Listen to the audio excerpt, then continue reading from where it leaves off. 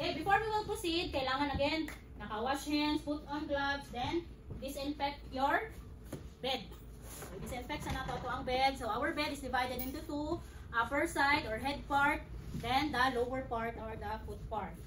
So, we will start with the head part. So, from top to center ang iyahang stroke. So, spray, spray, spray using our disinfectant. Spray, spray, spray. Then, wipe from top to center. Top to center. Then, edge the bed. Turn towel, other side, sa foot part naman. Spray, spray, spray. Same process, top to center. Then, turn towel. Headboard. Spray, spray, spray.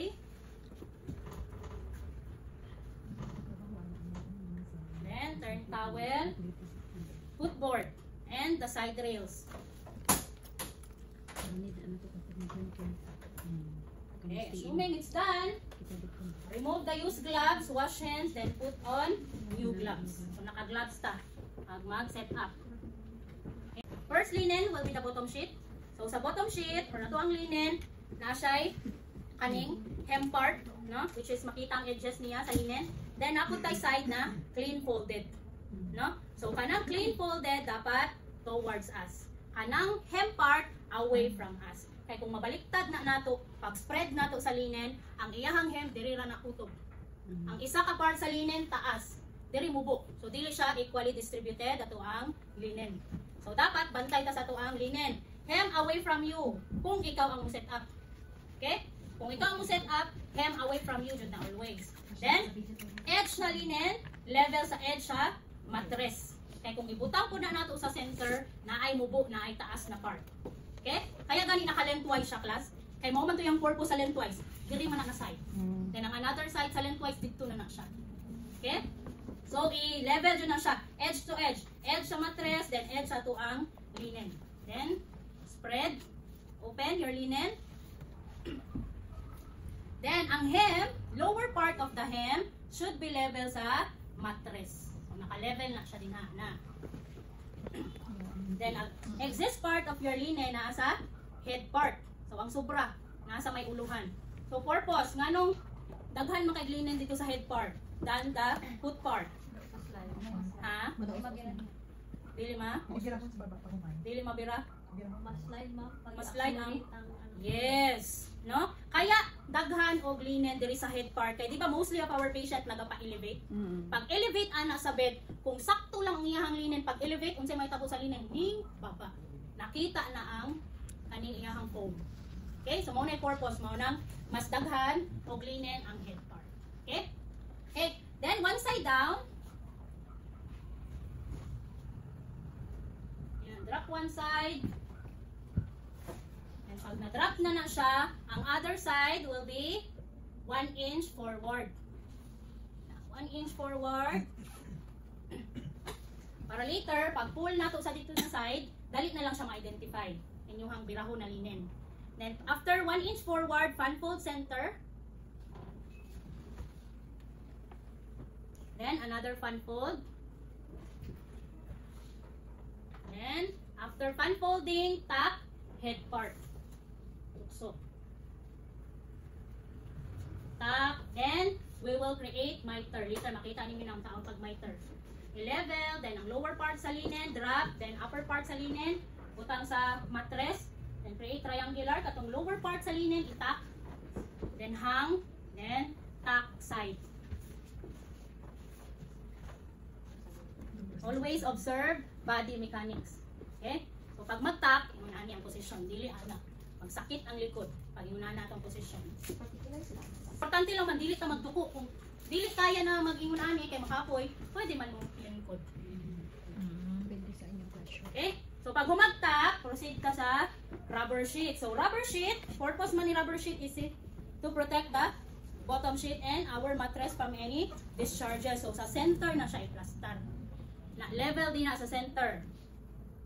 Spread, then one side down, tuck, 1 inch forward, then fan fold.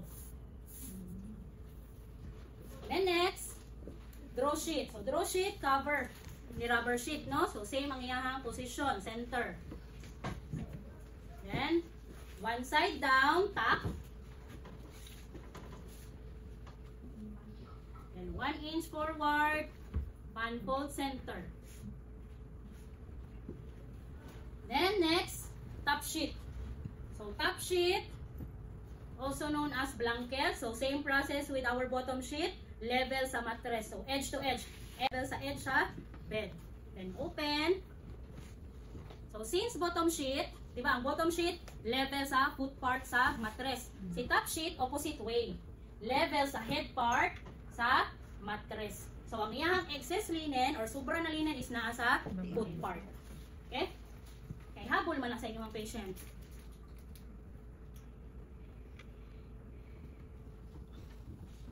One side down.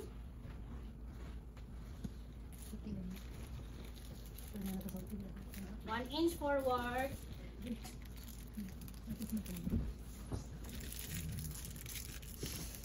One fold center.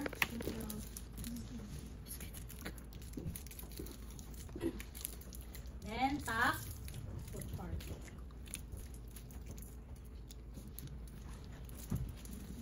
Then same, miter. Okay, triangular shape. Then hang. So dili na siya itak sa side because blanket man siya ni patient. No? Kung itak na to, so pag higda ni patient, higdaan tanan asan ang habol ni patient? Nahigdaan niya. Okay? So we're done with this side. So turn ta other side. So this time, since na set up na nato tanan, pull na lang ta. Pull bottom sheet.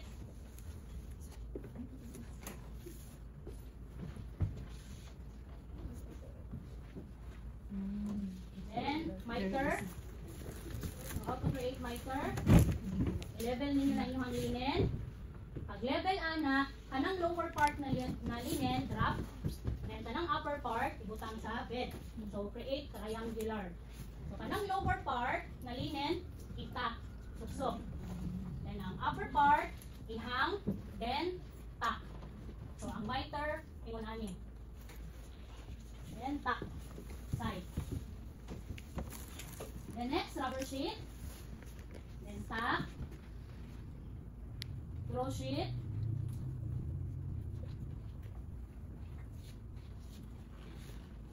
Tack.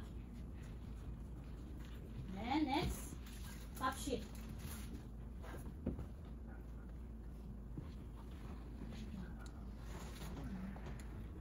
Then same, create miter. Same process, triangular form. Tack lower part. Then hang. Okay? So, dapat ang top sheet baliktad. Okay? Kaya sa may purpose na to, ang soft side ang mutouch sa skin ni patient. Kung ato ang sundugon kung unsa ta maghabol, so baliktad. No? Again, inani na mga kaniyang position is for assessment ra jud. No? Manang bantay ta, kailangan wrong side kay soft side ang matouch dapat sa skin ni patient. Then last is your pillowcase. Kung naka-wrong side man yatong pillowcase, so i-roll lang nato siya. Roll, roll, roll. Dili pwede isulod ang kamot. Anong dili man isulod ang kamot? Kay ma-contaminate ato ang pillowcase. So instead, i-roll lang nato. Roll. Then, edge to edge. Edge sa pillowcase, edge sa pillow. Then, adjust. Kung mag-adjust, dili mag-atubang sa bed. Kaya kung nag-adjust ta, nagpagpag ta, so ang abog, napaingon sa ito ang i-prepare na linen. So, away from the bed. Then, adjust. Dili po pwede na unlan ibutang sa inyuhang linen. Kailangan naka-cover na siya. Okay, nani, yung pillow, wakay cover. Nya, dirita ng set up. Unsay nahitabo? Contaminate. Okay? So, diri jud ta sa iyang bedside. Pag once nakabira na ang pillow, so pwede na nato ibutang. Then, mag-adjust. So, since dako man ang pillowcase, so atuan na siyang i-envelope fold. Suksok. So, purpose nga naka-envelope siya para dili siya maggawa sa inyo ang unlan. Okay? May learning. And put siya under top sheet. So, make sure, guidelines lang po, make sure ang opening sa pillowcase away from the door entrance. Kung kana to ang door entrance, so make sure opposite side siya. Purpose to prevent the infection from entering diri sa atong opening. No? Pag once mo abri man gud na siya, so ang infection gikan sa gawas, pwede siya mosulod diri sa opening. Okay? That's why opposite siya na yung position. Then make sure pud class kanang inyong gipot, ayaw po na sa may uluhan. Sakit ba yan imadugay? Kanang naay mga kanang folded, no? So para comfortable yung patient, so lower tong folded part, then atong limpyo na part, mo to sa hip part sa atong patient. Then close. So this is unoccupied closed bed. For our unoccupied open bed, so fan fold lang siya piloon. Na. Amazing. So that's unoccupied open bed. Ready to receive your patient. Then katong close is to prevent contamination. Okay? Gets? Okay, so let's proceed with